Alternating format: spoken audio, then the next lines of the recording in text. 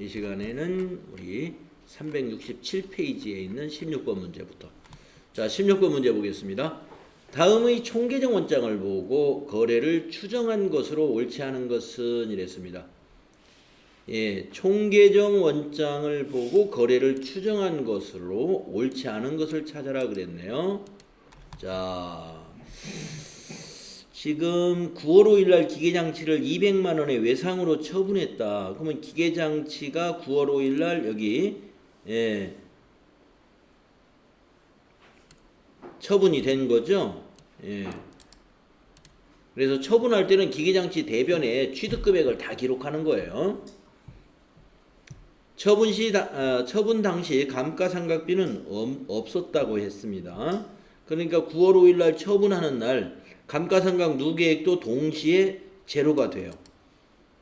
그래서 9월 5일 날 200만 원의 처분을 했고 회계 처리는 기계장치에는 이렇게 기록이 된다 이겁니다. 그럼 200만 원은 어디에 기록이 될까요? 미수금에 가야지. 외상으로 처분했으니까. 여기 지금 미수금 계정 과목은 여기에 지금 하나 있는데 안 보여준 거예요. 미수금 200만 원.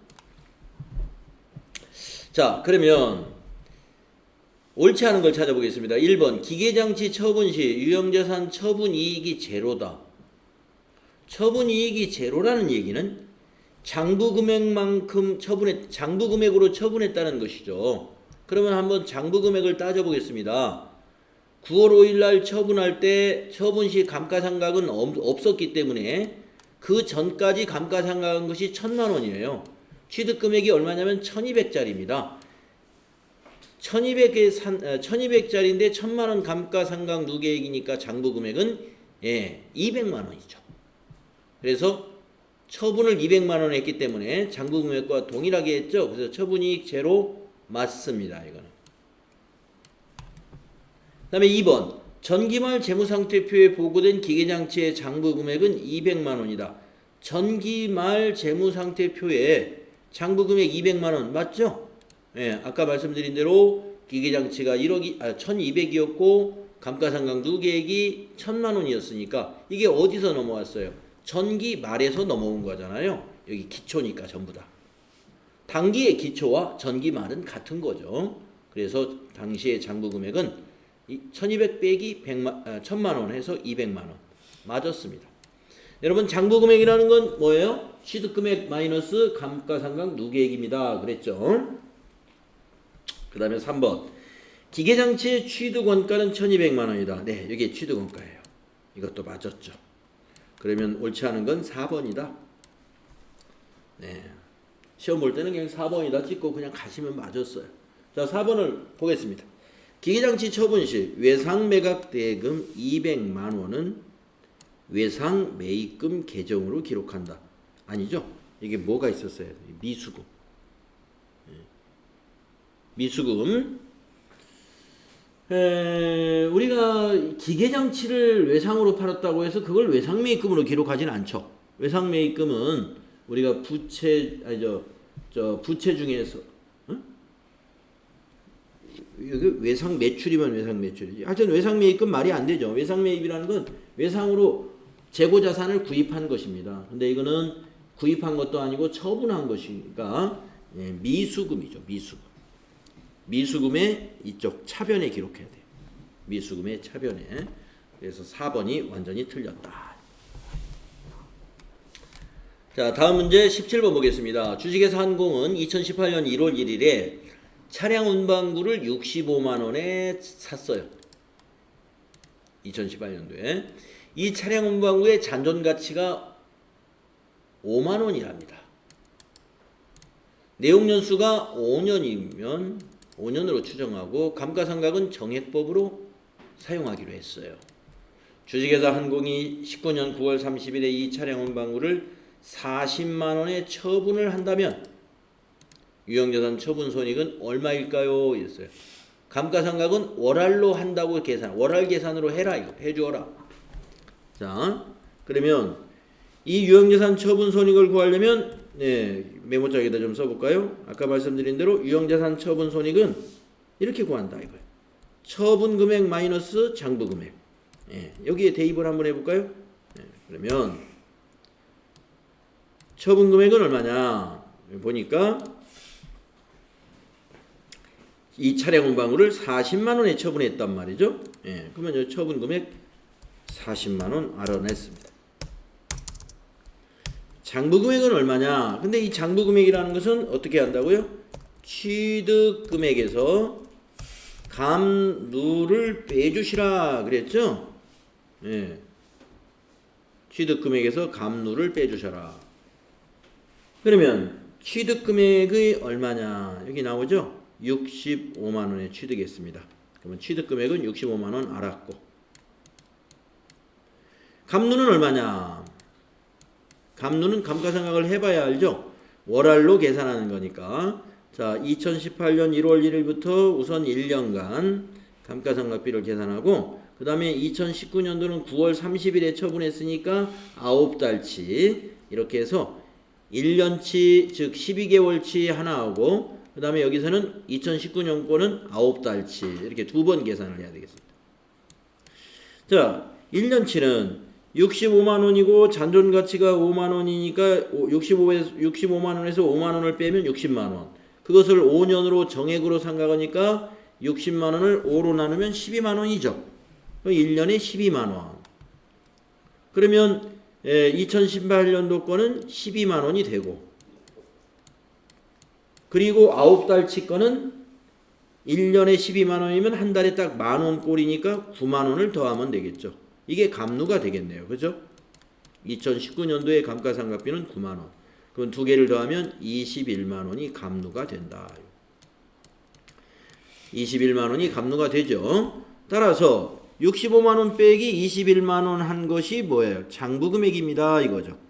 예, 장부 금액입니다. 빼보니까 44만 원이 나오겠네요. 그래서 장부 금액은 44만 원이라는 걸 우리가 알아냈다. 이게 44만 원이더라. 자, 40만 원에 처분했어요. 44만 원짜리 장부 금액을 4만 원 손실이요. 이렇게 계산하면 되죠. 예. 유형자산 처분 손익은 4만 원 손실입니다. 1번에 답이 있네요. 유형자산 처분 손실 4만 원이 답이 되겠습니다. 다음에 18번. 다음은 주식회사 한공의 2019년 기초 시점의 본사 건물 관련 계정이다. 건물이 기초 100만원, 감누는 기초 30만원. 그러면 이 기초의 장부 금액은 70만원. 주식회사 한공은 2019년 12월 31일 본사 건물을 80만원에 매각했답니다. 네. 그러니까 딱 1년 지나서 80만원에 매각했네요. 그쵸? 80만원에 처분 금액이 80만원이다. 매각 시점의 유형자산 처분 손익은 얼마냐? 건물의 내용연수는 10년이고 정액법으로 상각하며 잔존가치는 없다. 그러면 100만원짜리를 이 100만원짜리를 내용연수 10년으로 정액법으로 상각한다는 것은 1년에 10만원씩이잖아요. 예, 1년에 10만원씩. 그러면 감누가 10만원이 늘어나죠. 2019년 12월 31일에는 기초가 30만원이면 1년 지났으니까 또 10만원이 플러스가 된다. 이거. 예. 그러면 감누가 40만원이 됩니다. 그러면 장부 금액은 100만원에서 40 빼니까 60이 장부 금액이에요. 60이. 그런데 얼마에 처분했냐면은 본사 건물을 80만원에 처분했어요. 20만원 더 받았죠? 그래서 유형자산 처분이익 20만원. 네, 답이 3번이 되겠죠. 맞나요? 네. 자, 다음에 19번 문제 보겠습니다. 자, 주식회사 한공은 다음과 같이 건물을 처분했습니다. 2019년도 주식회사 한공의 건물 처분으로 인한 영향을 옳게 설명한 것은, 자, 옳게 설명한 걸 찾으라 그러면 이걸 다 파악하기 전에 그냥 이걸 하나씩 검증해 보면 되죠. 1번부터 감가상각 누계액이 1200만원 감소한다. 감가상각 누계액이 감소할 때는 언제 감소하는 거예요? 처분해야 감소합니다. 처분해요. 자, 그러면 처분하긴 했어요. 처분을 하긴 했는데 2019년도에 그러면 그때까지 감루가 1200만 원인가를 확인해야 되겠네요. 자, 취득은 2018년 1월 1일이요. 2000만 원이 취득했군요. 네. 정률법으로 했어요. 정률법. 처분은 2019년도 12월 31일 날 했고요. 그러면 몇 년 만이에요? 딱 2년 만에. 그러면 2년 동안 감루가 1200만 원인가를 따져보면 되겠네요. 자, 1년 차는 2000만 원 곱하기 40%가 1년 차입니다. 그러면 428 800만 원이 1년 차. 한 번 더 해야죠. 자, 2000만 원에서 800만 원을 빼면 1200만 원이 되죠. 1200만 원에 또 40%가 되겠습니다. 이게 2년 차. 네. 428 414 480만 원. 그래서 이 1년 차의 감가상각비와 2년 차의 감가상각비를 모두 더하면 1280만 원이 감루가 된다 이겁니다. 그래서 1번은 틀렸다. 1280만 원 맞죠? 첫해 800만 원이고 40%니까 그죠? 그러면 1200에서 1200에 또 40%는 428 414 480만 원이니까 그래서 1번은 틀렸습니다. X. 다음에 2번 검증해 보겠습니다. 매출 채권이 500만 원 증가한다 이랬습니다.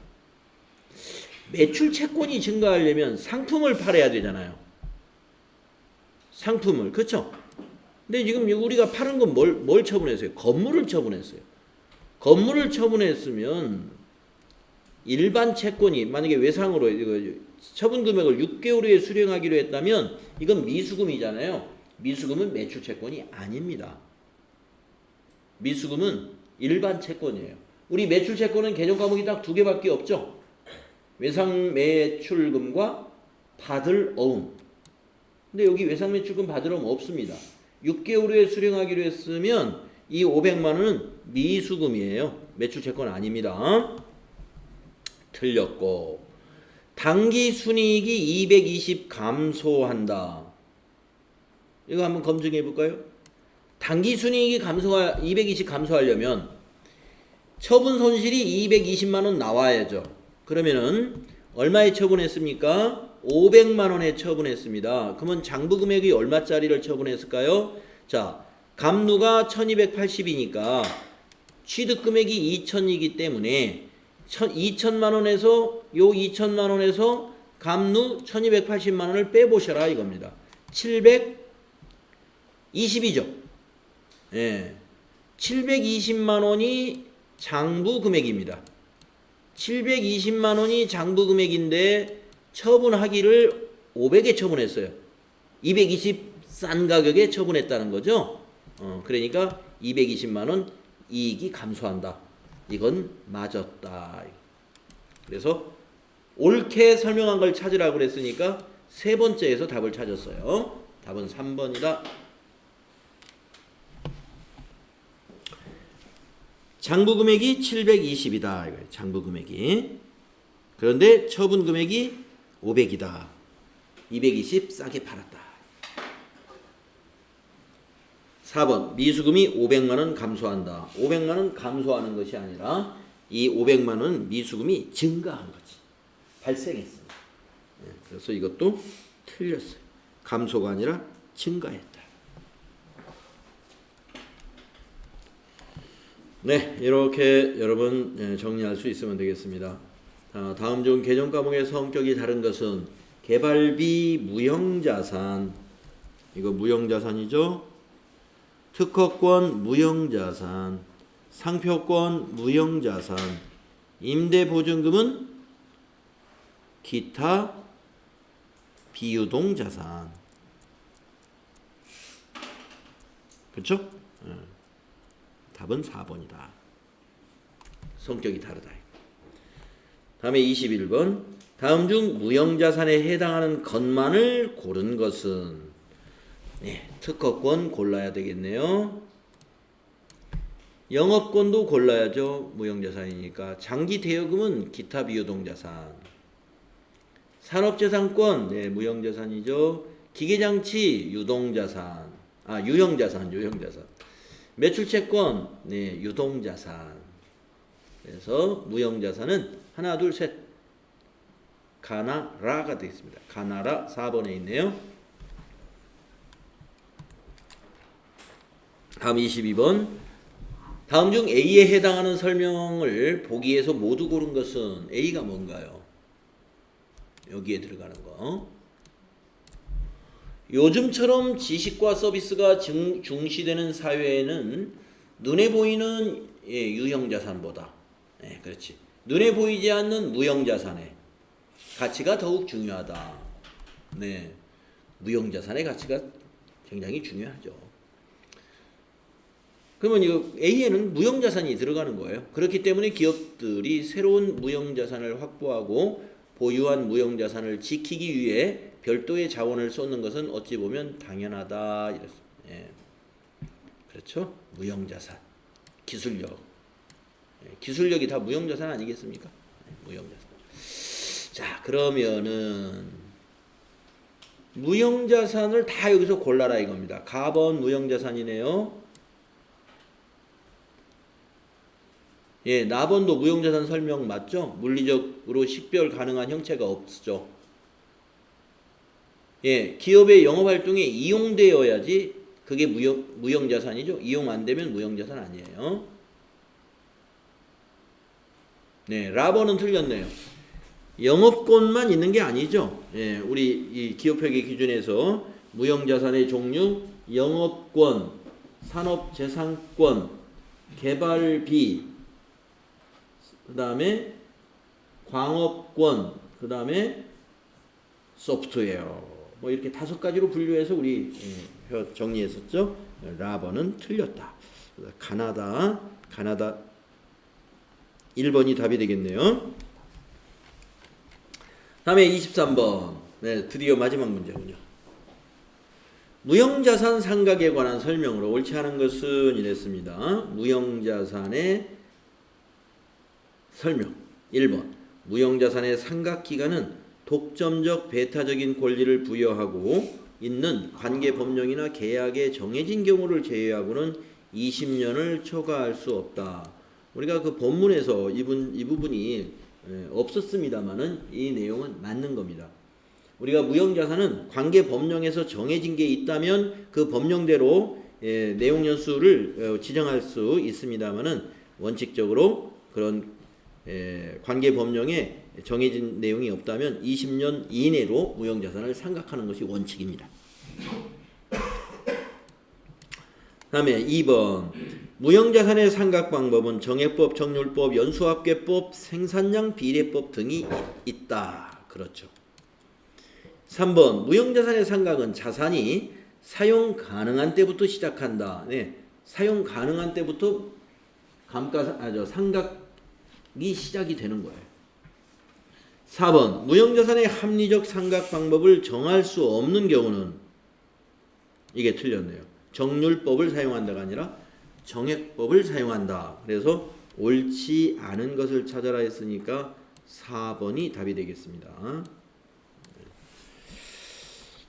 어제 우리 무형자산의 합리적인 상각 방법을 정할 수 없을 경우는 정액법을 사용하는 것이 원칙이다 그랬죠? 4번이 틀렸습니다. 자, 이렇게 해서 우리가 자산을 다 정리해 봤습니다. 이렇게 문제를 풀어보시게 되면은 우리가 이론을 본문에서 정리한 것보다 정리한 부분이 잘 마무리가 될 수 있다. 이렇게 볼 수 있습니다. 자, 이제 우리 교재 앞으로 가셔가지고 87쪽으로 다시 가겠습니다.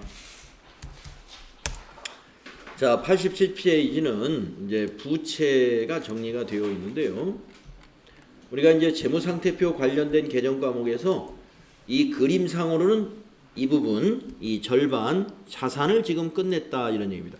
그림상으로는 절반인 것 같지만 사실은 절반 이상을 했습니다. 개정과목 수가 부채와 자본은 개정과목 수도 굉장히 적고요.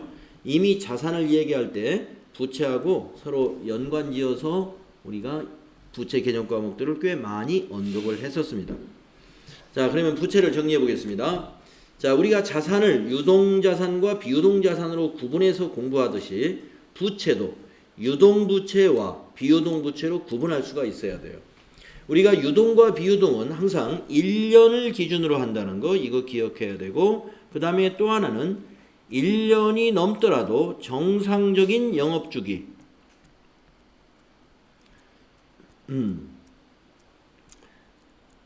네.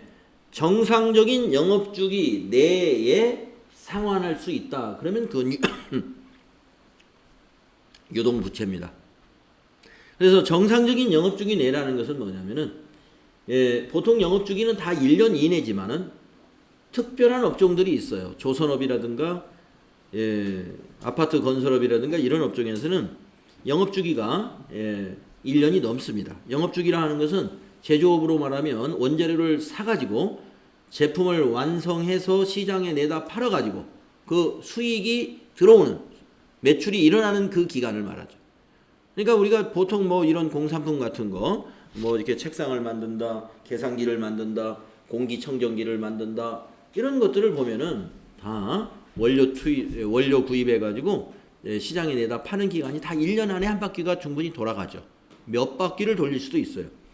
회전율이. 자, 그래서 정상적 영업주기 보통은 다 1년이지만 1년 안에 몇 회전이 가능하지만 1회전 이상이 가능하지만 그러지 않은 업종도 있기 때문에 이렇게 우리가 얘기할 수 있습니다. 자, 부채는 유동부채와 비유동부채로 분류해요. 결산일로부터 상환기간이 1년 이내에 도래하는 것이 우리가 유동부채라는 것입니다. 근데 여기서 1년 이내가 아닌 것도 유동부채로 분류하는 경우가 있는데 정상적 영업주기 내에 상환할 수 있으면 그것도 유동부채로 분류할 것이다. 함께 알아두시고. 자, 유동부채의 첫 번째 매입채무를 정리할 거예요. 우리가 매출채권, 매입채무의 상대적으로는 매출채권을 기억하시면 돼요. 매출채권. 그래서 매출채권이 매입채무와 서로 상대적인 계정입니다. 매출채권이 두 개가 있었죠. 외상매출금과 받으러움이 있었습니다. 마찬가지로 매입채무도 딱 두 개가 있습니다. 외상매입금과 받으러움이 아니라 우리가 지급을 해야 되기 때문에 그 어음을 우리가 발행한 어음은 지급어음이라고 해요. 거래처로부터 받은 어음은 받으러움이고 우리가 지급할 어음은 우리가 발행한 어음은 지급어음. 그래서 매입채무의 개정감은 딱 두 개입니다. 외상매입금, 지급어음. 자, 그래서 매입채무 이 두 개 외에는 매입채무가 될 수 없어요. 여기 매입채무 설명을 보시면 이렇게 되어 있죠. 매입채무는 매매거래가 성립되어 상품의 인수, 서비스 등을 제공을 받았으나 대금을 일정 기간 후에 결제하는 거래로 인해서 발생하는 향후 자원이 유출되리라고 예상되는 부채이다. 그래서 상품의 인수, 서비스 등을 제공받았다. 그래서 이건 매입채무는 재고자산의 매입에 의한 채무다 이런 얘기입니다. 그래서 첫 번째 외상매입금 보겠습니다. 외상매입금은 상품이나 원재료 등을 매입하고 대금을 나중에 지급하기로 하면 외상매입금이 부채니까 어디다 기록할까요? 대변에 기입해야죠. 부채 증가하니까. 상품을 매입했으면 차변에 상품, 자산 증가. 원재료를 매입했다면 차변에는 원재료. 그래서 차변에 오는 것은 대변이 외상매입금이면 차변에 오는 것은 재고자산이 와야 돼요. 유형자산이 올 수 없어요. 대변이 외상매입금이면 차변은 오직 올 수 있는 게 재고자산, 원재료나 상품. 네, 아시죠? 자, 외상대금 지급시. 자, 이제 외상을 다음 달에 주겠습니다. 그래서요. 지급하면 부채 감소시켜야죠. 그래서 반대쪽인 차변에 와서 외상매입금은 상계되고 대변에는 이제 현금이 나가거나 보통예금에서 인출되겠죠. 그래서 외상매입금이라는 것은 이렇게 아주 간단한 회계처리에 매입시와 상환시로 구분할 수가 있습니다. 네, 우리 외상매출금에서 간단했듯이 외상매입금도 이렇게 간단합니다. 다음 페이지 가시면 지급어음. 자, 지급어음이라는 것은 어떤 것이냐? 자, 약속어음을 말하는 건데, 약속어음이란 발행인이 수취인에게 자기의 채무를 갚기 위하여 일정한 금액을 약정 기일에 약정한 장소에서 지급할 것을 약속한 증권입니다. 그래서 상품이나 원재료를 매입하시고 대금으로 약속어음을 발행했다면 지급어음으로 기입해라. 상품이나 원재료를 매입하고, 즉 재고자산을 매입하고, 이 말하고 같겠죠. 재고자산을 매입하고 대금으로 약속어음을 발행하여 지급했다면 지급어음으로 기입해라. 지급어음은 채무죠. 즉 부채니까 어디다 기록해야 돼? 부채 증가는 대변. 지급어음 대변에 기입하는 것이다, 이거예요. 이것도 마찬가지로 외상매입금처럼 차변은 재고자산만 올 수가 있어요.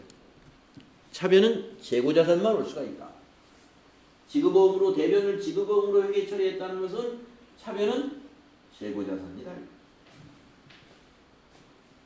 재고자산. 그래서 원재료나 상품을 사고 우리가 현금이 없어가지고 외상을 하겠습니다 그랬는데 거래처에서 외상 그거 좀 어음 하나 발행해 줄 수 없나요? 해가지고 약속어음을 발행해 주는 거예요. 그냥 외상으로 합시다 했으면 외상 매입금. 어음을 발행해 주기를 요구해가지고 우리가 어음을 발행했어요. 그러면 대변이 지급어음이 됩니다. 두 개 다 매입 채무다, 이겁니다. 그래서 이 어음이 이제 우리가 약속한 날이 되면은 우리 이 어음 회수해 와야죠. 은행에 갖다 청구하면 이제 지급어음이 차변에 와가지고 부채가 감소합니다. 그리고 대변은 어떻게 돼요? 이 거래처에서 우리 회사에 돈을 받으러 오는 게 아니라 거기 우리가 발행할 때 약정한 은행이 있어요. 어느 은행에 어느 지점에서 지급할 겁니다. 거기에 우리 회사 당좌 계좌가 개설되어 있는 거예요. 그래서 이 거래처가 만기일에 은행에 제시를 하면 추심을 의뢰하면 우리 회사 통장에서 빠져나갑니다. 당좌 계좌에서. 그래서 지급어음이 결제되는 날 우리는 대변에 당좌예금이라는 자산이 감소하게 되는 거예요. 당좌예금 배웠죠? 자산 감소. 차변의 지급어음은 부채 감소. 그래서 이렇게 지급어음은 발행과 만기시 이렇게 회계 처리가 됩니다. 여기서 이제 이 표가 정리인데 이 박스에 뭘 정리했냐면 매출과 매입으로 해가지고 한번 정리를 해보고 하겠습니다. 우리가 상품을 매출하면서 외상을 거래했다면 우리 앞에서 자산에서 배웠던 외상 매출금으로 기록한다는 것입니다. 그런데 그 오른쪽으로 가서 우리가 상품 외의 것을 매각을 하고 외상으로 했다면 이거는 미수금이라는 것입니다. 미수금. 그래서 우리가 앞에서 그 유형자산 문제풀이 하면서 뭐 건물을 처분하고 외상으로 했다. 차량을 처분하고 외상으로 했다. 그래서 미수금으로 해야 된다고 그랬죠. 상품이 아니니까. 그 다음에 상품을 매출하고서 어음을 받았다면은 받을어음이에요. 재고자산을 팔았기 때문에. 받을어음이라는 매출채권이에요. 그런데 상품 외의 것을 처분하고 어음을 받았으면 미수금이에요. 미수금. 그러니까 아까 어떤 문제에서 나온 것 같기도 한데 미수금이 됩니다. 그래서 상품을 팔고 어음 받은 것만 그게 받을어음이지 어음을 받았다고 해서 다 받을어음은 아니에요. 뭘 팔았느냐? 상품을 팔았으면 받으럼. 상품 외의 것을 받았어요? 우리 회사에서 사용하던 화물차가 필요 없어가지고 처분하고 그 화물차 산 중고자동차 사장한테 어음을 받아왔어요. 그러면 그건 미수금이다 이거예요. 받을 어음으로 기록하면 틀린 거다. 회계 처리 잘못한 거다. 자, 이제 매입 쪽을 보겠습니다. 매입 쪽에서 보면은 상품을 매입하고 외상으로 했다. 지금 배우는 외상 매입금. 그런데 상품 외의 것을 구입하고 외상했다. 미지급금. 미지급금. 상품 외의 것을 구입하고 외상하는 건 굉장히 많죠. 만약에 우리 부서 회식을 하고 식당 아주머니한테 식당 사장님한테 다음 주에 드리면 안 되겠습니까? 외상했어요. 그게 다 미지급금인 거죠. 그걸 외상매입금이라고 안 합니다. 네, 밥을 외상으로 먹었다고 해서 외상매입금이 아니라 미지급금. 네, 마찬가지예요. 신입사원이 들어온다고 해서 책상을 하나 구매해 왔어요. 가구점에서 외상으로 사왔어요. 책상 외상 매입했다. 아닙니다. 물론 외상 매입했다는 표현은 그렇게 할 수 있지만 우리가 회계 처리할 때는 차변의 비품, 대변은 미지급금. 미지급금 처리야. 자, 상품을 매입했을 때만 외상 매입금이다. 상품을 매입하고 외상으로 했을 때만. 마찬가지로 지금 배우는 상품을 매입하고 어음 지급했으면 지급어음이 맞아요. 그러나 상품 외의 것을 구입하고 우리 회사가 어음을 발행했다면 이것도 미지급금이다. 예. 미지급금, 미수금, 이것을 매출 채권과 매입 채무하고 잘 구분해라 이런 얘기입니다. 잘 구분해서 회계 처리해야 된다 이겁니다.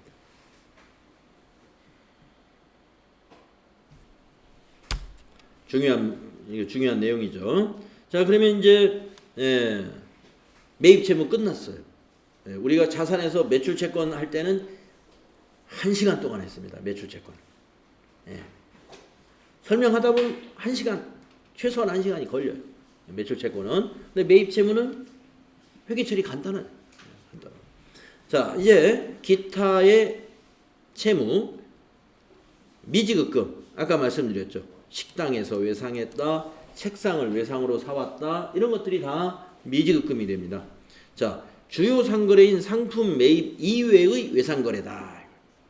비품이라든가 기계라든가 복리후생비라든가 이런 것들의 대금을 1년 이내의 기간에 지급하기로 하면 미지급금으로 해라 이겁니다. 네. 그래서 미지급금, 우리가 여기저기 미지급금으로 처리하는 게 이제 이것만이 아니라요. 이 카드를 법인카드로 뭘 지불했어요. 이것도 미지급금이에요. 뒤에 아마 따로 나올 것 같습니다만은 법인카드로 지급한 것도 미지급금입니다. 그러니까 우리가 과에 회식을 하고 법인카드로 50만 원 회식비를 지급했어요. 그러면 차별의 복리후생비, 과회식비니까 50만 원, 대변에는 미지급금. 만약에 삼성카드를 썼다. 법인카드가. 거래처가 삼성카드 장부에 미지급금으로 기록되는 거예요. 자, 그래서 미지급금 상당히 많이 쓰는 유동부채 계정과목입니다. 그 다음에 미지급비용. 미지급금과 미지급비용. 이걸 보니까 무엇이 생각이 나냐면 우리가 기타의 당좌자산 배울 때 선급비용과 선급금. 아주 이름이 비슷한데 용도가 달랐죠. 이것도 이름이 굉장히 비슷하죠.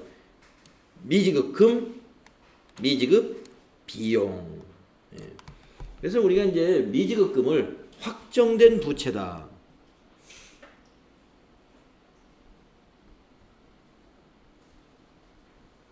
부채니까 채무라고 표현하겠습니다. 뭐 같은 말입니다.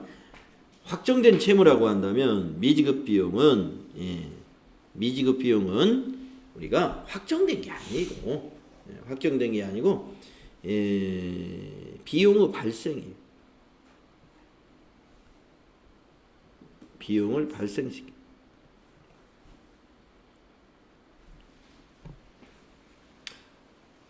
자, 미지급금은 지급을 해야 되는 날 지급을 못한 거죠.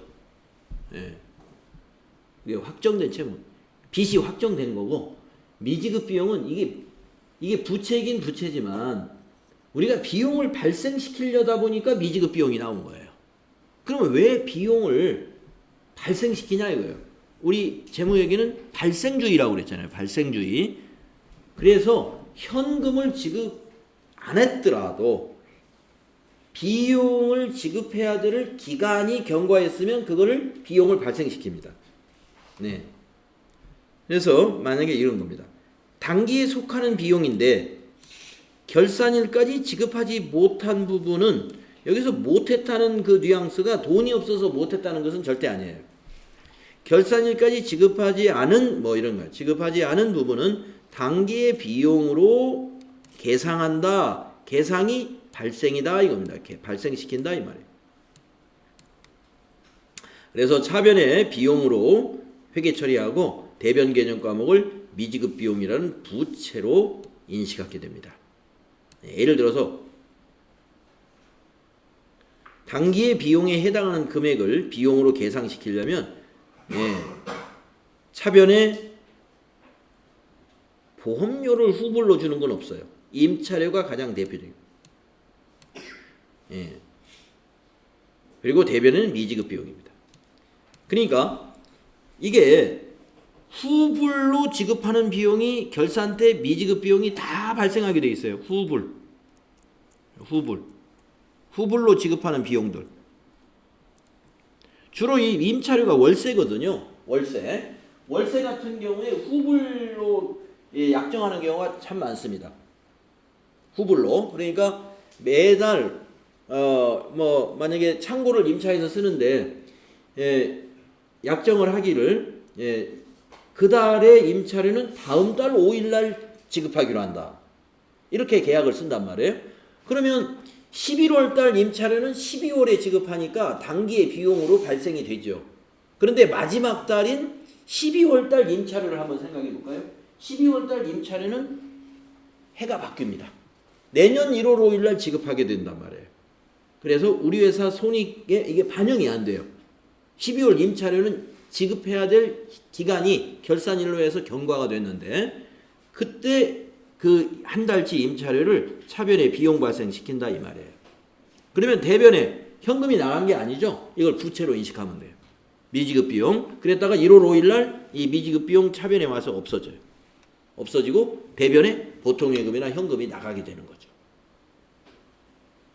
이것은 왜 이렇게 번거롭게, 그럼 5일만 기다리면 되는데 이렇게 번거로운 회계 처리를 하느냐 하면은 우리 재무회계는 발생주의를 채택하고 있다. 발생주의의 회계 처리 때문에. 그래서 미지급 비용 개정 과목을 쓴다 그러면요, 대부분이 결산일의 회계, 결산 수정 분계에서 미지급 비용이라는 개정 과목을 우리가 사용하게 된다. 이렇게 보시면 됩니다. 자, 미지급금과 미지급 비용 여기까지 정리했고요. 우리 시간이 다 됐네요. 다음 시간에 이제 부채 계속해서 하도록 하겠습니다. 오늘 수고 많이 했습니다.